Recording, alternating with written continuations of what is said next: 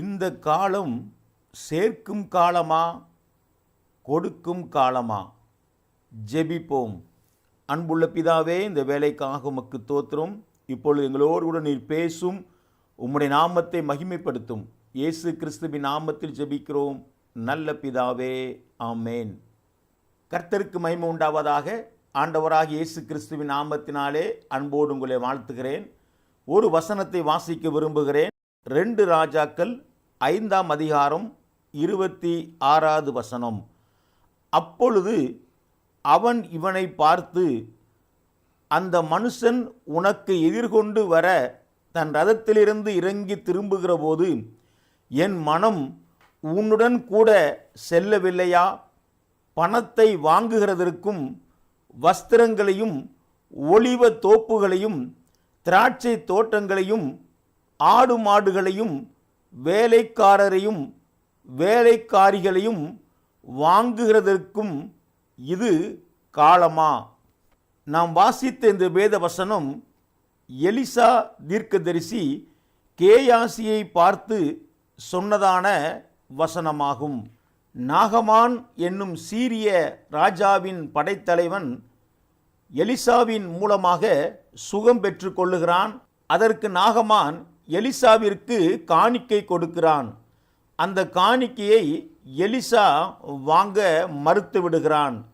இதை அறிந்த கேயாசி நாகமான் பின்னாக ஓடி வெள்ளியையும் மாற்று வஸ்திரங்களையும் நாகமானிடம் கேட்டு பெற்றுக்கொள்ளுகிறான்.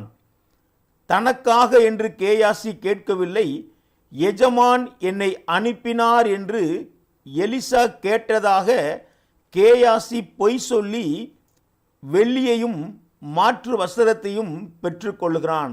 நாகமானிடம் பெற்றுக்கொண்டதை வீட்டிலே கொண்டு போய் வைத்துவிட்டு எலிசா முன்பதாக வந்து நிற்கிறான். கேயாசியே, எங்கே இருந்து வருகிறாய் என்று எலிசா கேட்கிறான். அதற்கு கேயாசி எங்கும் போகவில்லை என்று எலிசாவிடம் பொய் சொல்லுகிறான். அப்போதுதான் எலிசா கேயாசியை பார்த்து நாம் வாசித்த வசனத்தை சொல்லுகிறார். பணத்தை வாங்குவதற்கும் வஸ்திரங்களை வாங்குவதற்கும் ஒலிவ தோப்புகளை வாங்குகிறதற்கும் திராட்சை தோட்டங்களை வாங்குகிறதற்கும் ஆடு மாடுகளை வாங்குகிறதற்கும் வேலைக்காரரையும் வேலைக்காரிகளையும் வாங்குகிறதற்கும் இது காலமா என்று கேயாசியை பார்த்து எலிசா கேட்கிறான். எலிசா சொல்லுவது என்ன? இது வாங்கும் காலமல்ல, சேர்க்கும் காலமல்ல. காலத்தை அறியாத கேயாசியின் விளைவு என்ன தெரியுமா? நாகமானின் குஷ்டம் அவனை பிடித்தது.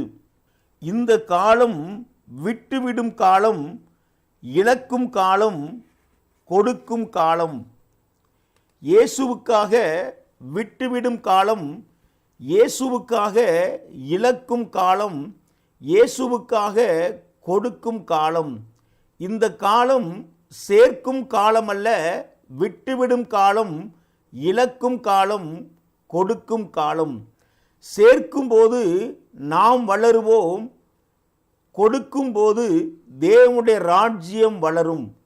நான் மீண்டுமாக சொல்லுகிறேன், சேர்க்க சேர்க்க நாம் வளருவோம், கொடுக்க கொடுக்க தேவனுடைய ராஜ்யம் வளரும். நாம் அல்ல வளர வேண்டியது, தேவனுடைய ராஜ்யம் விரிவடைய வேண்டியது, தேவனுடைய ராஜ்யம். பணம், சொத்து, வீடு என்று சேர்க்க சேர்க்க நாம் ஐஸ்வர்யவானாக மாறிவிடுகிறோம். ஐஸ்வர்யவான்கள் தேவனுடைய ராஜ்யத்தில் பிரவேசிப்பது அரிது என்று வேதம் சொல்லுகிறது. தனக்காக சேர்த்து வைத்த ஒருவனை வேதம் மதிகேடனே என்று அழைத்தது. சேர்த்து வைப்பவனும் சேமித்து வைப்பவனும் முட்டாள் என்று வேதம் சொல்லுகிறது. எலியாவுக்கு பின்பு எலிசா வந்தான். அதுபோல எலிசாவுக்கு பின்பு எலிசாவின் வாரிசாக கேயாசி வந்திருக்க வேண்டும். கேயாசியின் சேர்த்து வைக்கும் ஆசை எலிசாவுக்கு பின்பு தீர்க்கதரிசியாக வரும் ஆசீர்வாதத்தை இழக்கச் செய்தது. எலிசாவோடு இருந்த கேயாசிக்கு உண்ண உணவு, இருக்க இடம், உடுக்க உடை நிச்சயமாக குறைவின்றி கிடைத்திருக்கும். அவசியமில்லாததை, தேவையில்லாததை சேர்த்து வைக்க ஆசைப்பட்டான். விளைவு என்ன தெரியுமா? அவன் பொய் பேசினான். வாங்கும்படி எஜமான் என்னை அனுப்பினார் என்று கேயாசி நாகமானிடம் பொய் சொன்னான். எங்கும் போகவில்லை என்று எலிசாவிடமும் பொய் சொன்னான். ஒரு நபருக்கு சேர்த்து வைக்கும் ஆசை வந்துவிட்டால், சேர்த்து வைக்கும் குணம் வந்துவிட்டால் அவன் பொய் பேசுவான், மாற்றி பேசுவான், பிறரை ஏமாற்றுவான்.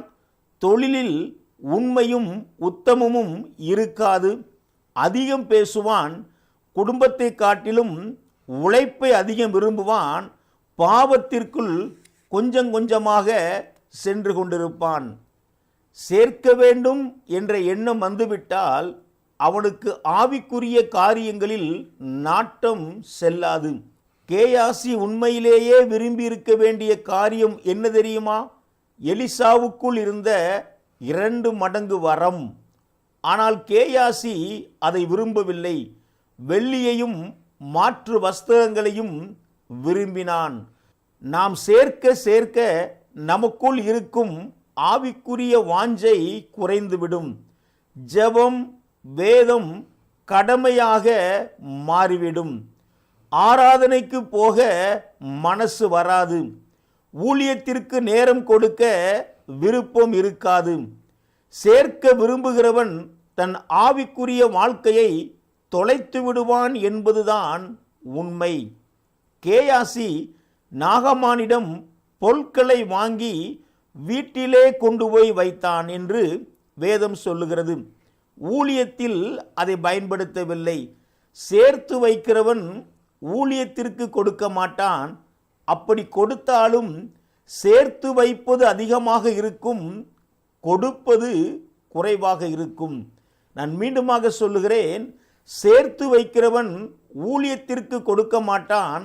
அப்படி கொடுத்தாலும் சேர்த்து வைப்பது அதிகமாக இருக்கும், கொடுப்பது குறைவாக இருக்கும். சேர்க்க பழகிவிட்டால் சேர்க்கத்தான் மனம் வருமே ஒழிய கொடுக்க மனம் வராது, இழக்கவும் மனம் வராது. ஐஸ்வர்யவான்களாக உள்ள ஊழியர்கள் உண்டு. ஊழியர்கள் ஐஸ்வர்யவான்களா என்று கேட்கலாம். ஊழியத்தின் பெயரில்தான் லட்சக்கணக்கில் பணம் இருக்கும். ஆனால் அவர்கள் சொல்லாமல் பணம் வெளியே வராது. எனவே அவர்கள் ஐஸ்வர்யவான்கள்தான்.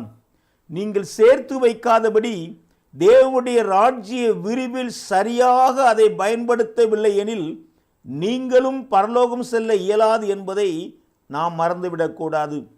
நீங்கள் சேர்த்து வைக்காதபடி அதை தேவனுடைய ராஜ்ய விரிவில் சரியாக பயன்படுத்தவில்லை எனில் பரலோகம் செல்ல இயலாது. இது கடைசி காலம். ஊழியத்தில் சேர்த்து வைத்தாலும் குடும்பத்தில் சேர்த்து வைத்தாலும் பயன்படுத்த போவது அந்தி கிறிஸ்து. எனவே இந்த காலம் சேர்க்கும் காலம் அல்ல, கொடுக்கும் காலம். இதை அறிந்து செயல்பட நம்மை அர்ப்பணிப்போமா? ஜெபிப்போம். அன்புள்ள பிதாவே, இந்த வேலைக்காக உமக்கு தோத்திரம். எங்களோடு பேசின அன்புக்காக உமக்கு தோத்திரம். நாங்கள் வாழுகிற இந்த கடைசி காலம் சேர்த்து வைக்கும் காலம் அல்ல, கொடுக்கும் காலம் என்பதை அறிந்து நாங்கள் செயல்பட கர்த்தர் எங்களுக்கு கிருபை தர வேண்டுமென நாங்கள் ஜெபிக்கிறோம். நீர் மாத்திரம் மகிமைப்படும். இயேசு கிறிஸ்துவின் நாமத்தில் ஜெபிக்கிறோம் நல்ல பிதாவே, ஆமேன். சேர்ப்பது அல்ல, கொடுப்பதே மேன்மை. மறந்து விடாதீர்கள். தேவன் தாமே உங்களை ஆசீர்வதிப்பாராக. ஆமேன்.